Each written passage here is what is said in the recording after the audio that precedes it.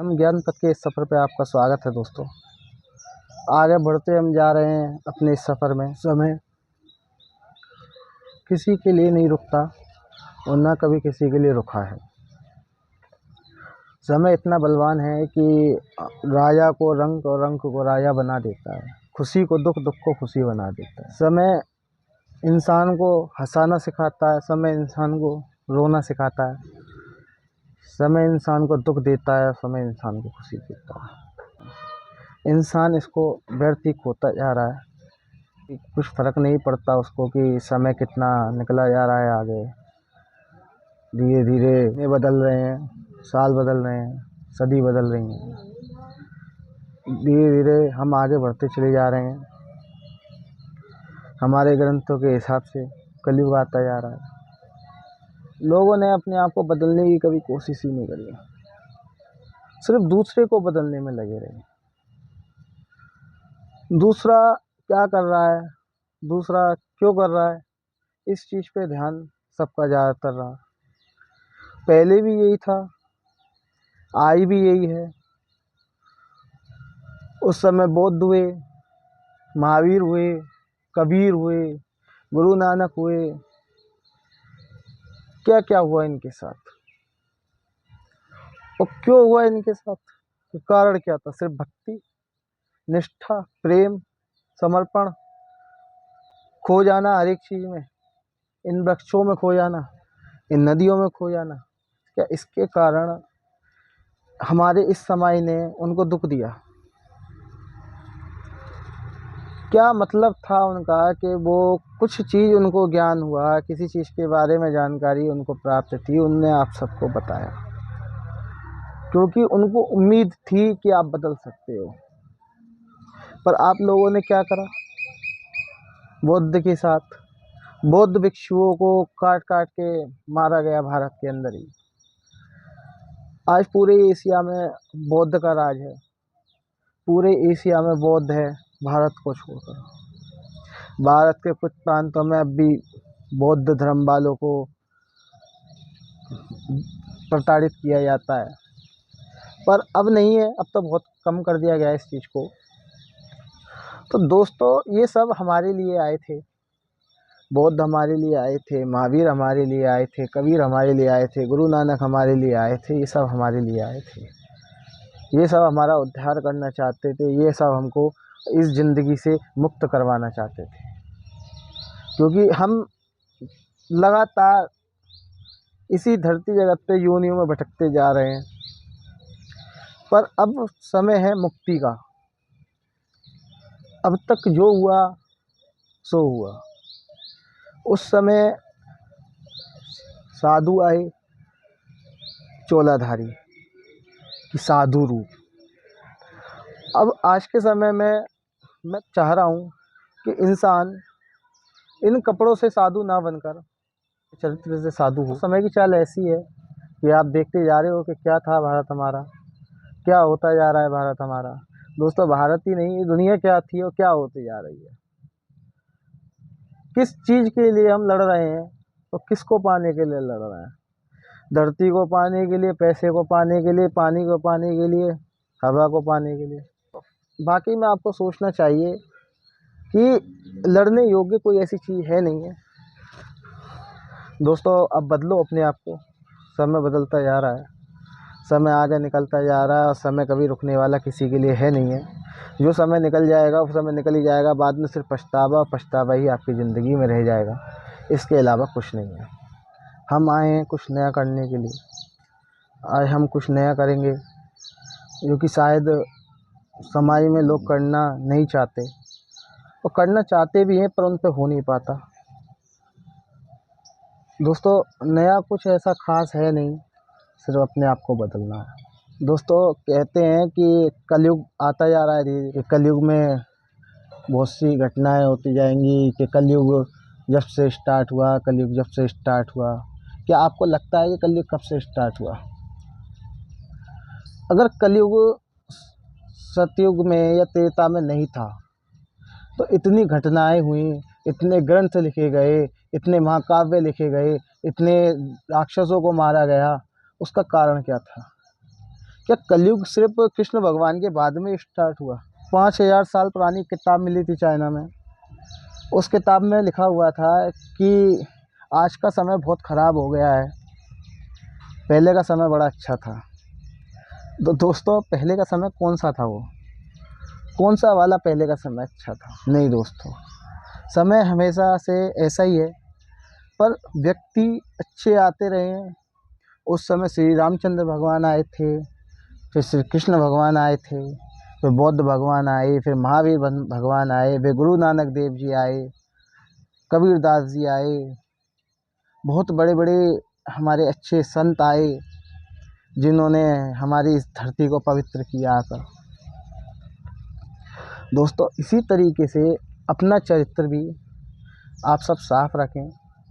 चरित्र का मतलब दोस्तों ये नहीं है कि दारू ना पीना, सिगरेट ना पीना। चरित्र इससे किसी का तय नहीं होता कि कोई इंसान दारू पीता है तो कोई बुरा हो सकता है, कि कोई इंसान सिगरेट पीता है तो वो बुरा हो सकता है, कि कोई इंसान गाली देता है तो वो बुरा हो सकता है, कोई इंसान गुस्सा करता है तो वो बुरा हो सकता है। नहीं दोस्तों, इंसान कभी कोई बुरा नहीं होता, सिर्फ उसके विचार जो उसको बुरा बनाने की कोशिश करते हैं। किसी इंसान को क्रोध आता है तो बाकी में उस पर कंट्रोल नहीं है उसका, उसका क्रोध सिर्फ उसका शत्रु है। अर्जुन की जो स्थिति थी महाभारत के समय में, क्या आप समझ सकते हो उस स्थिति के बारे में? कि उनको जो सबसे पहला युद्ध लड़ना पड़ा था, वो खुद से लड़ना पड़ा था। इसी कारण गीता बताई गई श्री कृष्ण द्वारा। तो दोस्तों, क्या बताया था श्री कृष्ण भगवान ने गीता में? क्या श्री कृष्ण भगवान ने अर्जुन को मुक्ति के लिए पूजा करना सिखाया था?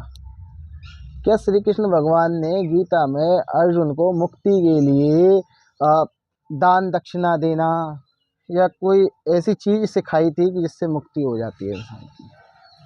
नहीं दोस्तों, मुक्ति किसी की पूजा करने से या किसी व्यक्ति को या किसी ही देव को पूजने से कभी इंसान की मुक्ति नहीं होती। श्री कृष्ण भगवान खुद गीता में कहते हैं कि कोई भी व्यक्ति अगर किसी देव की पूजा करता है तो उसको फल तो मिलते हैं, क्योंकि वो कर पूजा रहा है, उसका भाव है पूजा करने का, पर उसके अंदर भी उसका लालच है। जभी तो हम लोगों ने अपने अपने अलग अलग सब देवता बना लिए।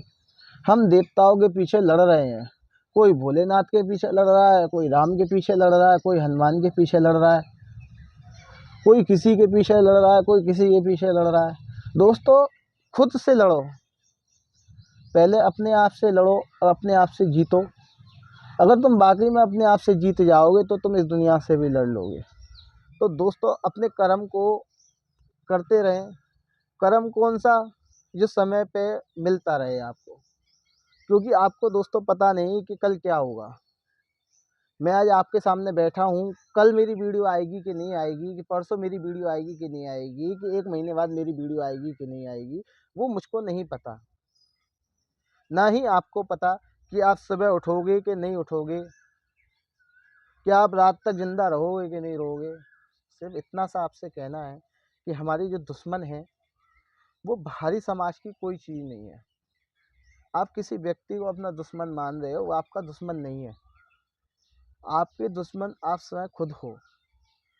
आपका दुश्मन आपका क्रोध है, आपका मोह है, आपकी माया है, आपका मद है, आपका लोभ है और आपका लालच है, जिसके कारण आप किसी न किसी स्थिति में आके फंस जाते हो। और जब आप उस स्थिति में से नहीं निकल पाते तो उस समय आप भगवान को याद करते हो। क्या आपको लगता है कि वाकई में उस समय पे इंसान गलत कार्य करता जा रहा है और करने के बाद में जब किसी स्थिति पे आके फंस जाए और भगवान को याद करे, उनसे कहे कि मैं तुमको 1 लाख रुपए दक्षिणा दूंगा, मैं तुमको दान दूंगा और क्या तुम मेरे इस कार्य को सही कर दो, तो क्या ये कार्य सही हो जाएगा? बाकी में नहीं होगा। आप अपने अंदर ही खुश रहना सीखो। सिर्फ एक सोचने समझने की क्षमता ही ब्रह्म ज्ञान पथ को पैदा करती है कि ब्रह्म ज्ञान पथ होता क्या है। सिर्फ सोचना और समझना ही किसी चीज़ को, किसी स्थिति को ही ब्रह्म ज्ञान पथ की तरफ ले जाता है। ब्रह्म ज्ञान पथ सिर्फ हमको हकीकत दिखाने का कार्य करता है कि वास्तविकता है क्या। क्या वास्तविकता ये है जो मैं आपके सामने दिखा रहा हूँ, कि वास्तविकता मेरे कपड़े हैं जो मैं आपको दिखा रहा हूँ? नहीं। वास्तविकता पहचानने के लिए सिर्फ आपको मेरे चरित्र और मेरे स्वभाव और मेरी बातों को पहचानना पड़ेगा कि मैं कैसा हूँ। अगर मैं सिगरेट पीता हूँ, मैं दारू पीता हूँ, मैं बीड़ी पीता हूँ, तो इस चीज़ से मेरे चरित्र को या मेरे बोलने चालने से या मेरे किसी क्रिया से आपको क्या महसूस होता है, सिर्फ़ वही चीज़ आप अपने मन में गणना करते हो कि वाक़ई में ये व्यक्ति ये कार्य कर रहा है तो ये ऐसा है, ये दारू पी रहा है तो ये ऐसा है। दोस्तों ऐसी बात नहीं है। दारू सिर्फ़ हमारे इंडिया में ही तो गलत बताई जा रही है, मुस्लिम पंथ में भी गलत बताई जा रही है, पर क्रिश्चियन पंथ में कौन है वो लोग? कहाँ से आए वो लोग? वो कोई अलग भगवान ने बना के भेजे हैं? भगवान सब एक ही हैं दोस्तों, सब वही हैं, सब वही हैं और सब वही हैं। कोई दूसरे देव नहीं है, कोई दूसरा रूप नहीं है। कुरान भी उन्हीं की है और बाइबिल भी उन्हीं की है और गीता भी उन्हीं की है। दोस्तों रूप नहीं है, बात हम रूप की यहाँ पे कर ही नहीं रहे, बात कर रहे हैं हम भगवान की। भगवान कौन? भगवान दोस्तों आप भी हो सकते हो। सिर्फ आप अपने अब स्वभाव से अपने आप को भगवान बना सकते हो, ना कि पहनकर कि हमने मुकुट मान लिया या हमने किसी तरीके का श्रृंगार कर लिया या बड़ी-बड़ी जटाएँ कर ली तो क्या हम भोलेनाथ हो गए या हमने बड़े-बड़े झोगे पहन लिए तो क्या हम साधु हो गए। दोस्तों साधु इंसान कपड़ों से या अपने बालों से नहीं बनते। अगर इंसान अपने कपड़ों से और अपने बालों से अगर साधु बना करते तो आज के समय में भारत में हर 10 में से 2 व्यक्तियों के बड़े-बड़े बाल हैं, तो वो सब साधु होते। दोस्तों साधुता सिर्फ इंसान के विचार होते हैं। साधु होता कौन है? साधु सिर्फ दोस्तों इंसान के विचार होते हैं कि उसके अच्छे विचारों को साधु कह दिया जाता है, कि उसके अच्छे कर्मों को साधुत्व कर्म कह दिया जाता है कि साधु जैसा व्यक्ति है, बहुत शांत व्यक्ति है। तो दोस्तों यही ब्रह्म ज्ञान पथ है और आप जुड़े रहिए मेरे साथ।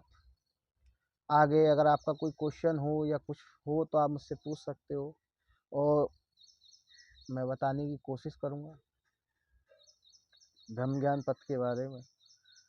पता तो कुछ है नहीं, सीखने की कोशिश है। अपने कस्में हैं, अपने वादे हैं, अपने इरादे हैं, दुनिया से लेना है नहीं, किसी को कुछ देना है नहीं। हम यहाँ पे अकेले बैठ के खुश हैं तो सिर्फ हम ही खुश रहेंगे, उससे और कोई खुश नहीं होगा। किसी चीज़ में खो जाना ही ब्रह्म ज्ञान पथ का पहला चरण होता है कि सबसे पहले आपको किसी ना किसी चीज़ में खोना पड़ेगा। हनुमान जी राम नाम में खोए थे जब वो कुछ पाए। श्री कृष्ण भगवान अपने कर्मों में खोए तो वो कुछ पाए। श्री रामचंद्र भगवान अपने व्यवहार में खो गए तो वो कुछ पा गए। श्री रामचंद्र का व्यवहार ही तो था जो उनको भगवान बनाता था, श्री कृष्ण का कार्य ही तो था जो उनको भगवान बना गया। बौद्ध के भाषण ही तो थे जो उनको भगवान बना गए। महावीर का ज्ञान ही था जो उनको भगवान बना गया। कबीर का वक्तव्य ही तो था, कबीर के विचार ही तो थे जो उनको इस काबिल बना गए कि आज उनके नाम की इतनी यूनिवर्सिटी इस दुनिया में है। क्या आप सब देख ही रहे हो क्या क्या लिखा, आप सबने पढ़ा होगा, आप सबने देखा होगा, आप सबने सुना होगा, किसी न किसी के मुंह से कबीर के बारे में सुना होगा। कबीर ऐसा चरित्र है, कबीर सबको अपने मन में उतारना चाहिए। कबीर जैसा बनना एक कला है, उस कला में उतर जाओ तो दोस्तों आपका उद्धार हो जाएगा। ढाई अक्षर प्रेम का पढ़े तो पंडित होए। हमको अपनी दिमाग से काम लेना चाहिए, कोई भी गलत तरीके से कार्य नहीं करने चाहिए। श्री कृष्ण भगवान ने गीता में सिर्फ इतना सा ही कहा है और इतना सा ही बताने की कोशिश करी है कि बाकी में यज्ञ की कर्म क्या है। दोस्तों धीरे धीरे चैप्टर्स अध्याय आगे बढ़ते जाएंगे आपके, तो धीरे धीरे मैं आपको बताने की कोशिश करूँगा।